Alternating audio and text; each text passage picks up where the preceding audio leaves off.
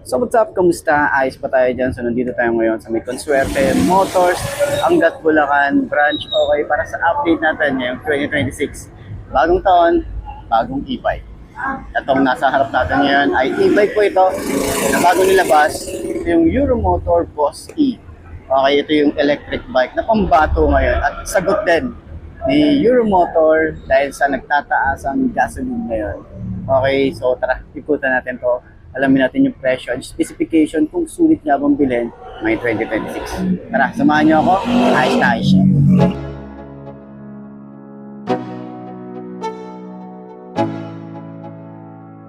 Let's go.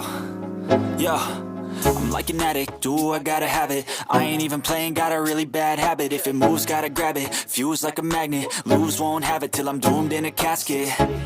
I ain't playing, got a weird mind. If you work 8 hours, I'ma work 9. If the shoot tastes sour, you should taste mine. I'ma stay in power for a long time.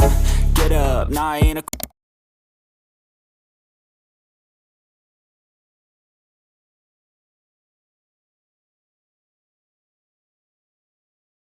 So ayun ang mga best no, sa lahat ng mga nagtatanong magkano nga ba ang ganitong e-bike ngayong 2026. Ito ay nagkakahalaga sa murang halaga, no?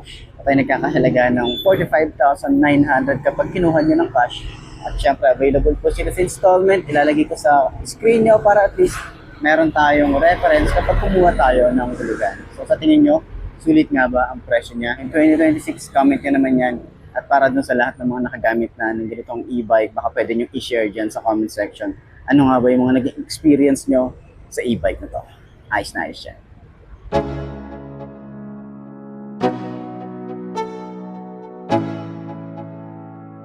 Let's go. Yo, I'm like an addict, do I gotta have it. I ain't even playing, got a really bad habit. If it moves, gotta grab it, fuse like a magnet. Lose, won't have it till I'm doomed in a casket. I ain't playing, got a weird mind. If you work 8 hours, I'ma work 9. If the shoot tastes sour, you should taste mine. I'ma stay in power for a long time. Get up, nah, I ain't a quitter. Toss me the ball, I'm a really big hitter. Big picture, I'm a straight killer. Rising the song to the highest bidder. Got juice, got gas, I'ma move fast. New shoes, new tracks, like who's that? I'm new, come back, better than last. Yeah, it's a new me, never gonna look back. Never gonna look back. Uy. So ayun ang mga best no, meron tayo rito nakita na Boss E, yung Euromotor powered by TLG. So available yan dito sa may Consuerte Motors, dito sa may Angat. Ito yung mga available na unit nila rito. Yan, dito sa harap meron tayo mga repo. Okay, so ikutan na lang natin yung sa susunod.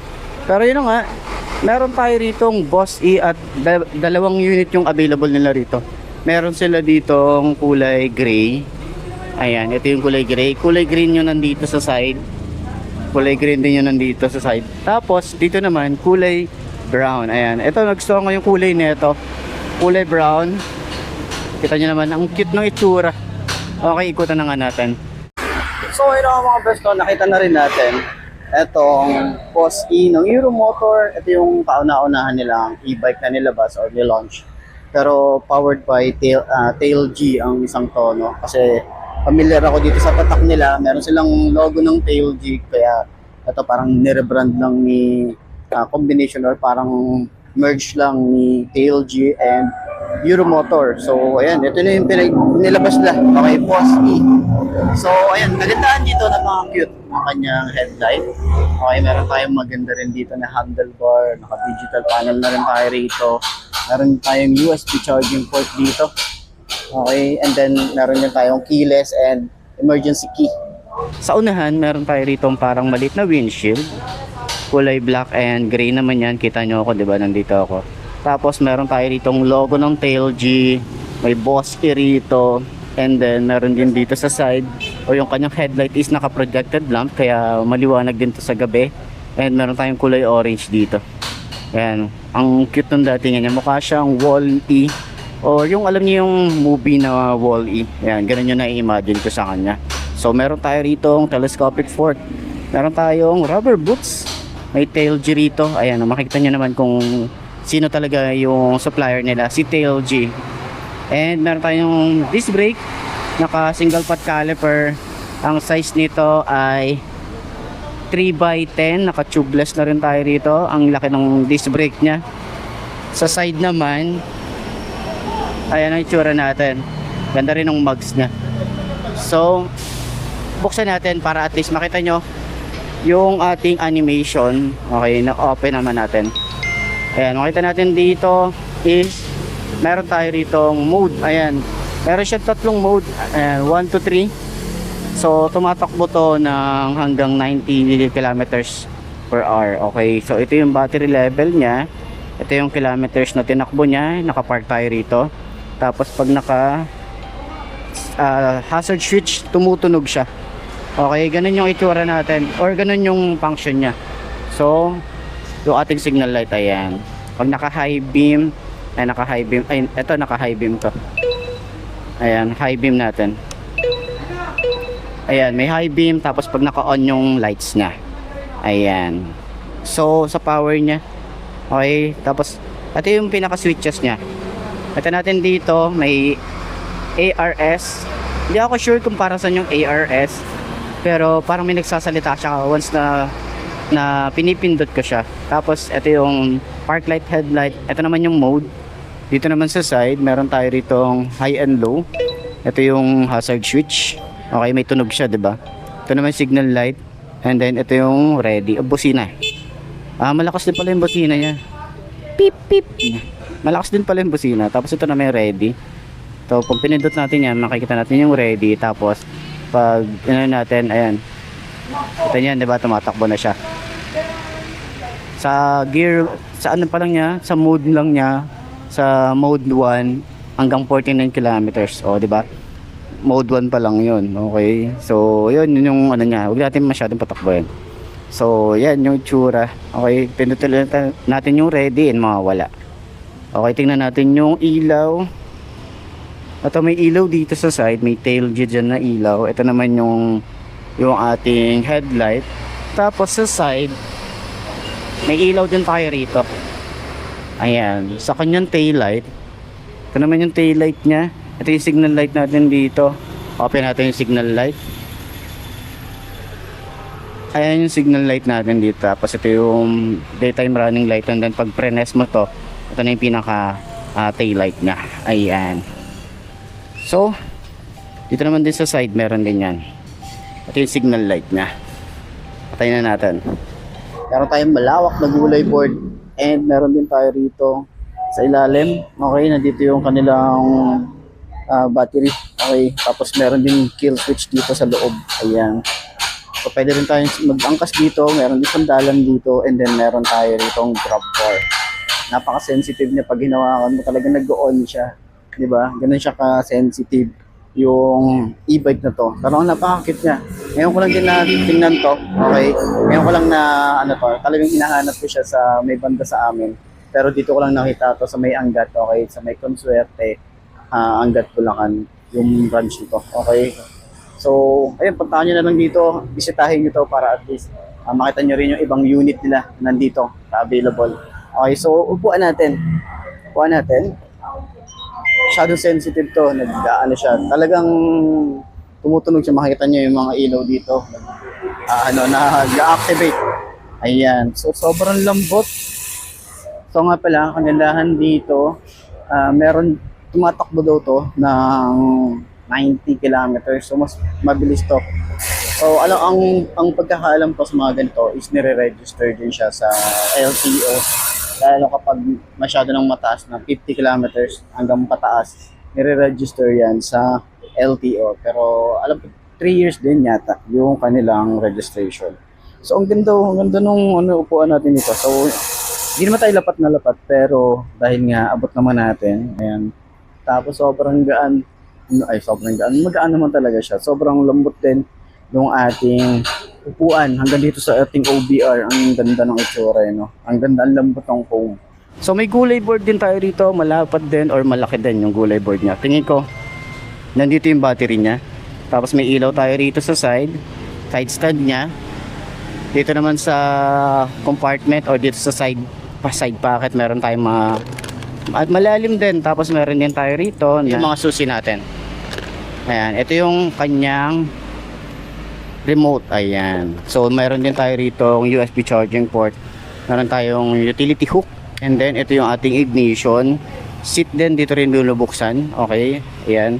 So sa upuan natin dito, sobrang lambot ng upuan, tapos meron din tayo stitches dito, and meron din tayong compartment, may helmet hook din tayo rito.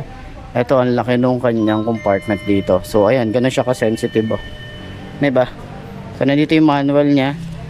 Okay, so check na lang din natin kung ano yung pinaka-specs nito. Tapos dito may kill switch siya dito para hindi mapaglaruan, or in case na magpa-park tayo, off nyo lang yan. Tapos hindi na siya mapaglalaruan, okay? Para to sa safety features din nito. Ayan, nag-a-alarm siya kapag nagta-touch or tinatouch siya. Diba, ganun siya ka-sensitive. Ayan. So sa foot pegs din para sa angkas, ayan, ito naman, maliit lang din naman siya. Ganyan lang din siya, oh. Yan, maliit lang din siya. And meron din tayo rito dual shock. And then yung ating mugs dito ay naka, and ito yung itsura niya. Yung size din nito is 3x10 din. Okay? So ito may sandalan tayo rito, may logo ng Euromotor, and then naka disc brake din tayo rito sa likod. Tapos naka single pot caliper din tayo. Stick din ang itsura eh, no? So sa shock niya, okay, malambot yung shock. Siguro rate natin to ng 8/10. Maganda siya. So yung radius niya, malawak din. May space pa tayo rito. Legroom, sobrang spacious din. Ayan. Boulevard natin, sobrang spacious din. So ganyan ang itsura natin. Pag nagra-rides tayo, naka-upright position nga pala tayo rito, no? Para tayong, alam mo na, parang nakahiga lang din sa or nakaupo sa sofa. Ganun yung pakiramdam niya, ganyan yung feeling natin dito. Ngayon naman, diba? Ganyan yung tsura natin, no? Diba? Apaka-cute lang. So, yan, sa tingin nyo, sulit nga bang bumili ngayon itong e-bike na to ng Euromotor, powered by TailG, okay? Ito ay ang Boss E, okay? Boss E. So ayan, sa tingin nyo sulit nga ba? Sa presyo nito, sa tingin ko sulit naman to. Ito comment ko lang din naman to kasi dahil nga mataas nga yung gasolina natin ngayon. Sulit to sa akin dahil naghahanap din naman ako ng e-bike.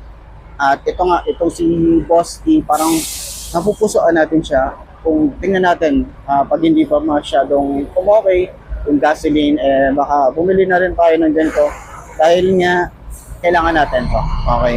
Hindi tayo pwedeng mawala ng service, lalo na kung mapasok ako sa trabaho. So, ayan, sa tingin nyo, sulit nga ba? Comment nyo naman yan. At para dun sa mga nakagamit na ng ganito na e-bike, pwede nyo i-share dun sa comment section ano pa yung mga naging experience nyo para at least dun sa mga gustong bumili kagaya ko ng ganito ang e-bike, meron tayong idea ano nga ba yung mga pwede pa nating matutunan dito sa e-bike na to. So, ayun lang. Okay, maraming salamat sa inyo. Ayos na ayos yan. Center stand natin, masyado siyang sensitive. Pag center stand ko ulit to, mag-activate na naman siya. Ayan, mag-activate. Diba? Yung ilaw. Tapos mamamatay din siya. So, yun lang. Magaan din yung e-bike na to. Ayos na ayos yan. So, ayan. Yan yung kabuuan ng ating Boss E.